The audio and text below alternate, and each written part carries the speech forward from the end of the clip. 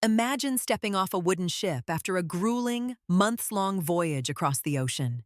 You've spent your life savings. You've traded your comfortable home for a promised paradise. The man who sold you this dream promised a thriving, rich Central American country with grand buildings, a bustling harbor, and fertile soil. You look out at the shore, but there is no harbor. There are no grand buildings. There isn't even a single road, just a thick, wild jungle and an untouched swamp. You realize, with a cold knot in your stomach, that the country you bought land in doesn't exist.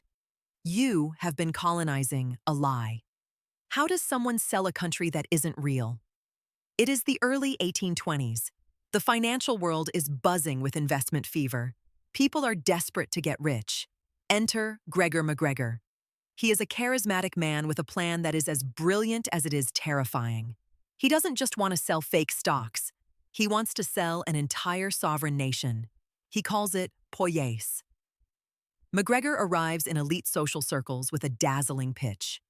Poyais, he claims, is a rich and prosperous land in Central America. He describes an environment flowing with opportunities, perfect for settlement and ripe for investment. He talks about a fully functioning society, ready and waiting for those bold enough to seize the opportunity. It sounds too good to be true. We look back now and wonder, how did anyone fall for this? But McGregor knew exactly how to make a complete fiction look like undeniable fact. He didn't just talk. He created an entire alternate reality using official-looking materials. He printed beautifully designed Poyaisian banknotes. He drafted official land deeds. He produced documents, maps, and detailed guides describing the climate, the resources, and the layout of this fictional paradise. If you walked into an office and they showed you official Poyaisian land deeds and beautiful, intricate banknotes, would you have doubted it? In a world before instant global communication, you couldn't just search the internet. You had to trust the paperwork. And the paperwork looked perfect. McGregor's trust mechanism was flawless. He targeted people's desire for wealth, but also their dream of a better life. He sold land to wealthy investors who wanted to expand their fortunes. But he also sold it to ordinary, hard-working families who wanted a fresh start. He even convinced professionals to sign up for official government jobs in Poyais. To make it even more believable, he opened official offices to handle the transactions. He offered Poyais government bonds to eager buyers. The financial markets bought them up, driving the demand higher and higher. Huge sums of money poured directly into McGregor's hands. Eventually, the settlers set sail. They weren't just investors. They were families carrying their entire lives with them. They traveled across the ocean, dreaming of the modern, wealthy cities McGregor had described. When they finally arrived at the coast of Poyais, the illusion shattered. The rich, functioning country they were promised was nowhere to be found. There was no grand city. There were no docks. There was no civilization at all.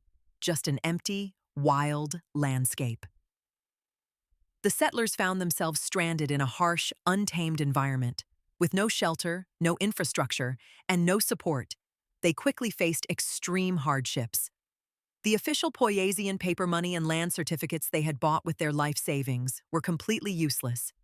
They had traded everything they owned for pieces of paper representing a land that didn't exist. The human cost was devastating. Without proper food, shelter, or medicine, many of the settlers grew weak and sick. They were completely unprepared for the reality of surviving in the wilderness. By the time help eventually arrived, the damage was done. When the truth finally made its way back, the shockwave was massive. People realized that an entire country had been fabricated out of thin air. Yet, even when the scam was exposed, the legal system struggled to hold McGregor accountable. He used his wealth, his official-looking documents, and his charisma to deflect the blame, leaving his victims to bear the ruin alone. Looking back, the warning signs were there. The promises were too perfect. The official materials were designed to distract from the lack of any real, independent verification. But in the grip of excitement and the fear of missing out, people ignored their doubts. Today, we don't buy fake countries. Or do we? Think about the modern financial world. We see flashy presentations for revolutionary projects that don't exist. We see digital assets promising high returns based on nothing but hype and complex paperwork.